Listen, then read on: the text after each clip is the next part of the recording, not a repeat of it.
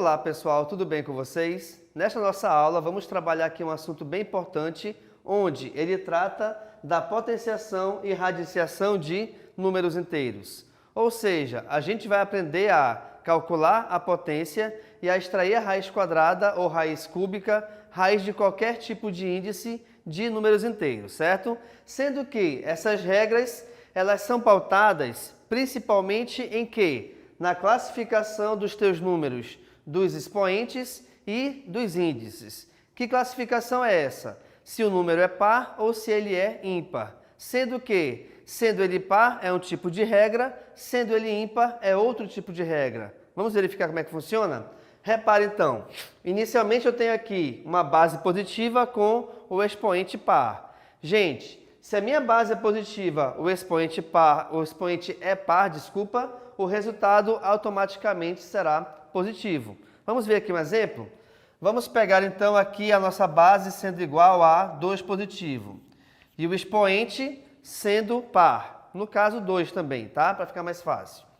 Se o meu expoente é igual a 2, é porque eu tenho que pegar essa base, repeti-la 2 vezes e resolver a multiplicação entre esses valores. Logo então, devido ao fato de 2 vezes 2 ser igual a 4, nós temos que mais 2 elevado ao quadrado é igual a 4. Com isso, eu estou te mostrando que, realmente, se eu tiver uma base positiva, se eu tiver um expoente par, o nosso resultado é positivo, tá? Não estou te falando que esse valor ele vai ser sempre o mesmo. Eu estou te mostrando que o sinal dele é que vai ser sempre igual, que nesse caso é positivo, perfeito?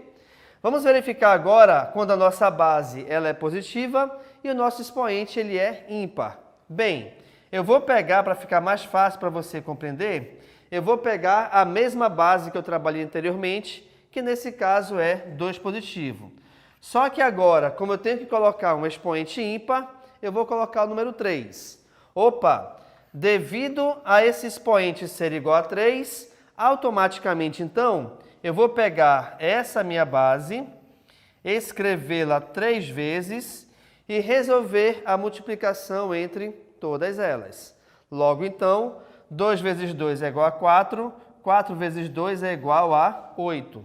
Portanto, mais 2 elevado ao cubo é igual a 8.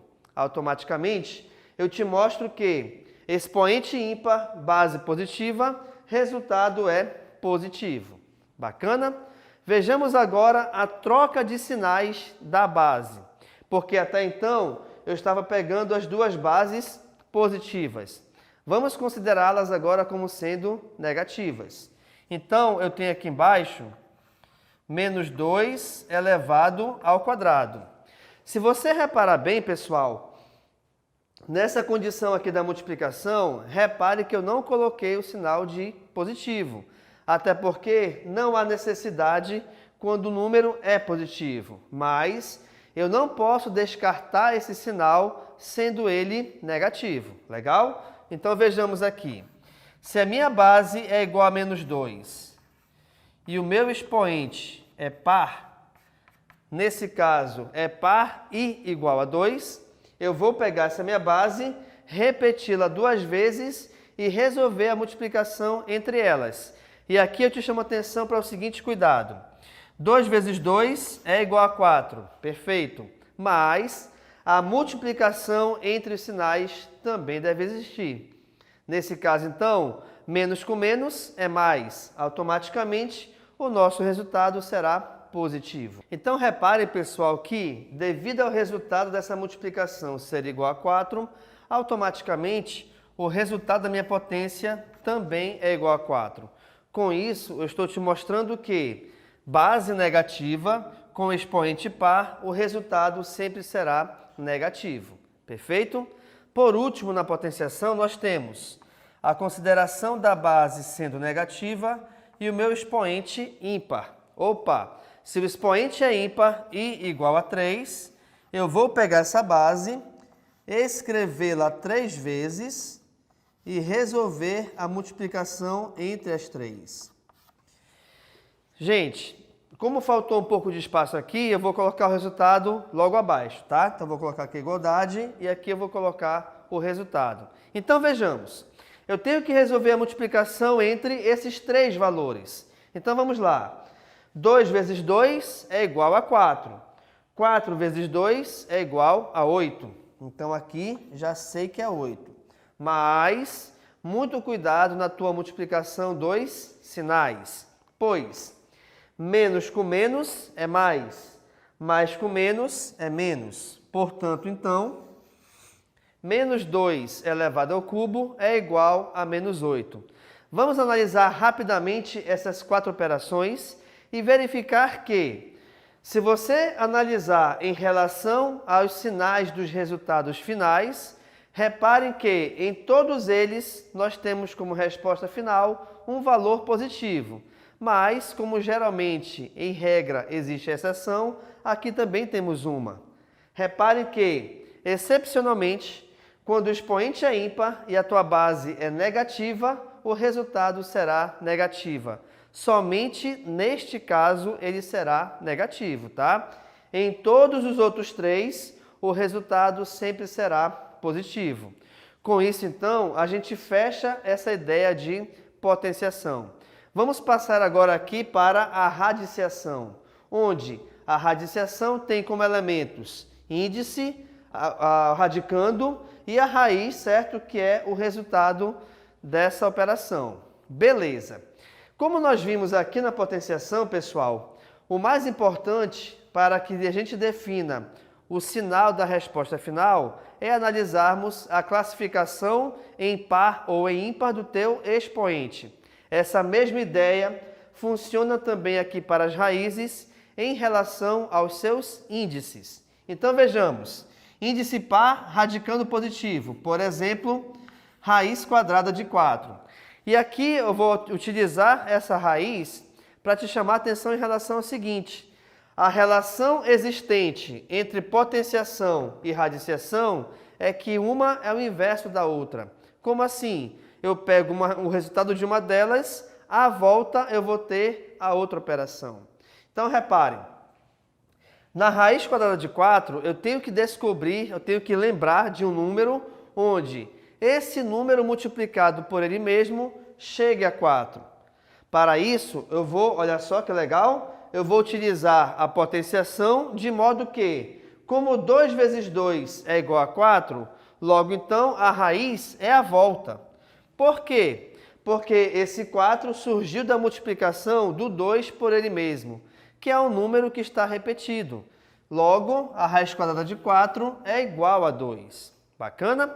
Então, olha lá, expoente par, mas professor, peraí, aqui não tem, expoente não, desculpa, índice par, mas professor, aqui não tem nenhum índice. Tem.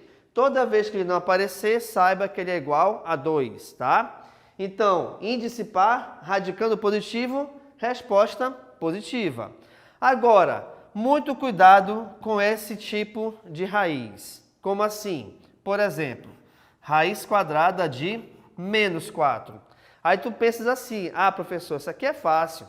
Se a raiz quadrada de 4 é 2, a raiz quadrada de 4 é menos 2. Cuidado com essa tua afirmação, por quê? Deixa eu te mostrar. Se tu estás me dizendo que a raiz quadrada de menos 4 é igual a menos 2, é porque menos 2 multiplicado por menos 2 tem que chegar em menos 4. E quando a gente resolve essa multiplicação, reparem, 2 vezes 2 é 4.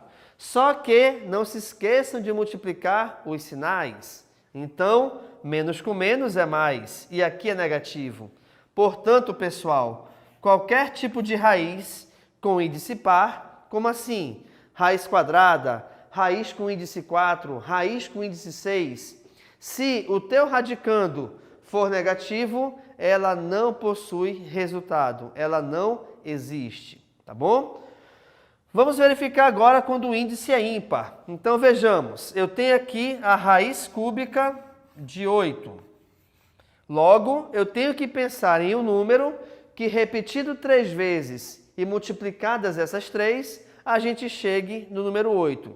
Para isso, eu vou utilizar a mesma ideia que eu utilizei aqui na potência. Olha só, Se 2 vezes 2 vezes 2 é igual a 8, ou seja, esse 2 está repetido 3 vezes, onde essa quantidade 3 coincide com o índice aqui dessa raiz. Logo, então, a raiz cúbica de 8 é igual a 2. Então, pessoal, nesse nosso último exemplo, nós temos o seguinte, tá?